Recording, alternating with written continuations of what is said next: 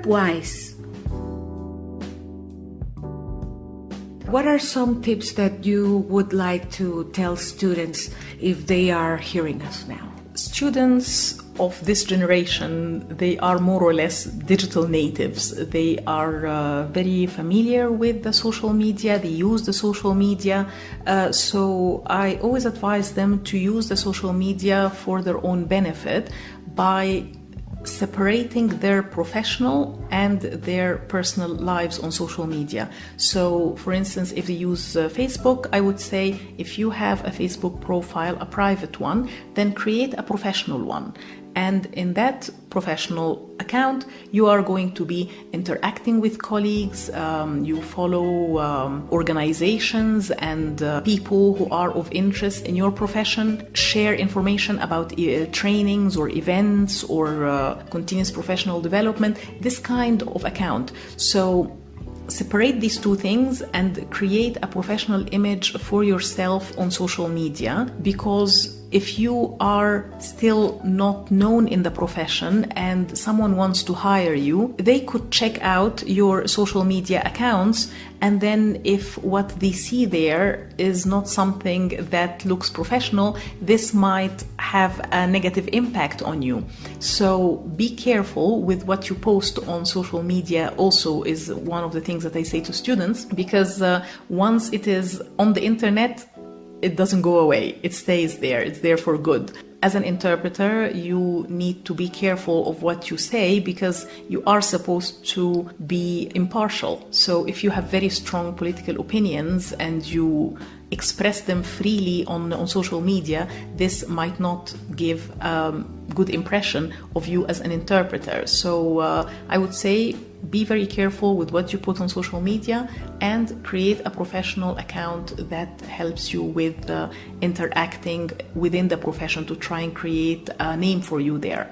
I also advise them to volunteer if they want to hone their skills and do something good and get to learn about new clients or new fields. Then I would say volunteering is a good way to start out. There are organizations like Amnesty International that requires the help. There is Translators Without Borders that has recently started a platform for interpreters. So there are, I'm sure, lots of possibilities where they can volunteer to practice their skills and do good at the same time while putting their name out there. We are business people, even though we think that we are only interpreters or translators. We need to get started with some marketing. Sometimes our imagination just dries out. So what do you think could be other ways to convince our customers about us being the best option in that moment?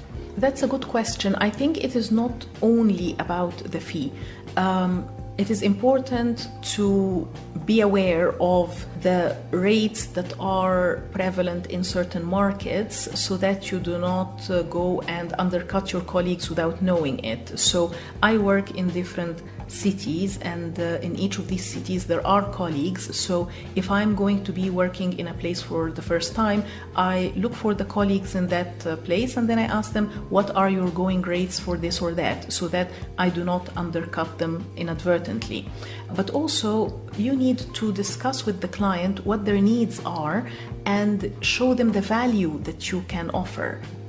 You have the information and you can help them the best way possible to achieve their goals. So it is good to keep the communication channels open with the clients, not just okay, this is what I charge and this is my travel costs, etc., and that's it, but go into conversation with them. What is it that you need? Sometimes, for instance, a client would contact me about interpreting during a training consecutively, and then I would tell them, okay, why is it that you want it to be in consecutive mode? Because it has implications for the continuity of the message of the trainer. It has implications for the time, because everything will double. So why is it that you want to do it like this?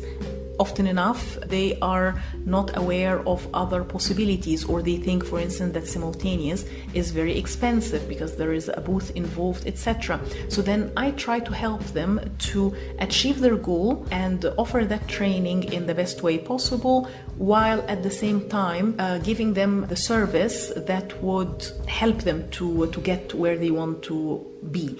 So I would say it's important that the client sees the value that you are offering, in which case money is not going to be the most crucial issue. Do you think that we need to get a personal website? Well, a website is good, but it is no good if nobody can find it. So if you are going to have a website, also try to maybe invest a bit in search engine optimization, link it to your profiles on social media, and some people just have a one-page website, something very simple that you can maintain yourself, and you put there how people can get hold of you or the services that you offer, the important things that you want to present to your potential clients. But I would say there is a lot that you can do with a professional page on social media. If you Google yourself, look at what appears on the first in the first hits. Is it indeed your website, or is it other things that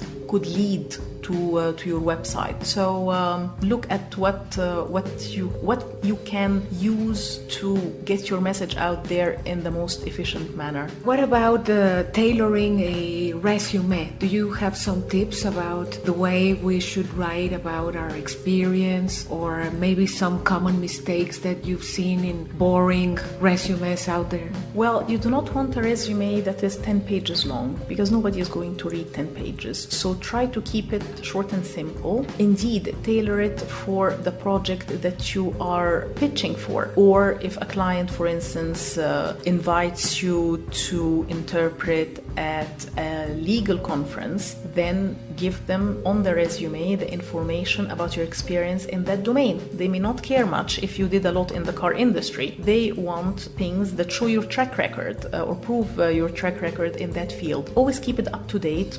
Make sure that there are no typos there. Be consistent, so do not end the sentence with a full stop and then the next sentence without. And there are good templates out there that you can download and adapt. So try also not to make your resume longer than 2 pages. Use a clear font, nothing too fiddly. But indeed, keep it up to date and adapt it to the target audience. You, who are constantly sharing what you know and what you've learned, what is the effect that you get in return when you give more than what you receive? I get a lot of joy out of sharing.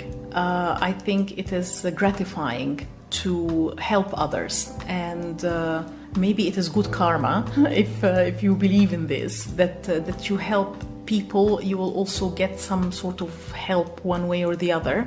Maybe it is also something religious, because in my belief you should always help those in need. So you do charity, you give money to the poor, but you also have knowledge, and knowledge is like a wealth, and you also help others by sharing that knowledge, some sort of give a helping hand to others. So for me it has maybe different motivations why I do it, but I find it very gratifying. If you have knowledge and you do not share it, it is no good. It is a shame if you have amassed knowledge and you take it with you to your grave. It is knowledge is there to be shared. What have you learned from your students?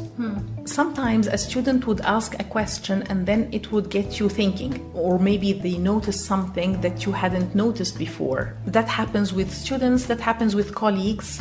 Interaction with others is always very enriching. Maybe that's why I like to go to conferences and trainings for translators and interpreters, because I always come out of it with something new, with something valuable. Would you like to write a book about something in particular? Maybe you have that in your plans, in your future somehow? I don't think I have the patience to write a book, but I do write articles. I write articles for the ITI Bulletin of the Institute of Translation and Interpreting in the UK, and they are always about things that interest me. For instance, I wrote about your voice as an interpreter, how you can maintain it, how you can use it. I interviewed a voice coach for this. That was something that I thought was interesting, so I wrote about it. I wrote about the Japanese interpreters in the Second World War, how they were forced to interpret and how they were tried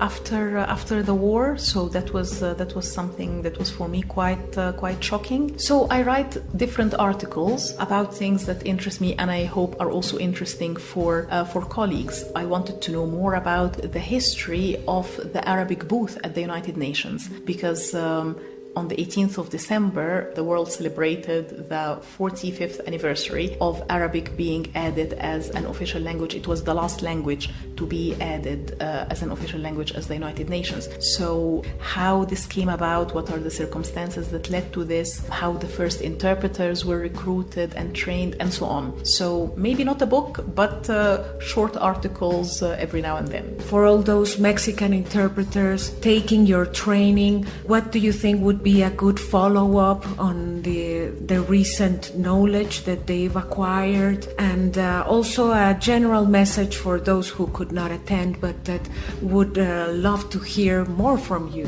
Well, for the colleagues that are going to come to our course, I always say that we are opening a door and they can then go through this door and start exploring further. So the technologies that we introduce them to, they are examples, and maybe there are better technologies or apps or programs out there that they can discover for themselves. So we are putting them on the, let's say, the beginning of the road, and then they can carry on. And putting what they learned into practice would be great, because that is the only way that they can fully benefit from the training, is integrating it into their daily life and how they practice their profession. And with regard to the colleagues who couldn't make it, because we have very busy colleagues who are traveling, who are busy with other things on the day that we are giving the training, well, there is going to be more to come. So we are planning more trainings in Latin America, so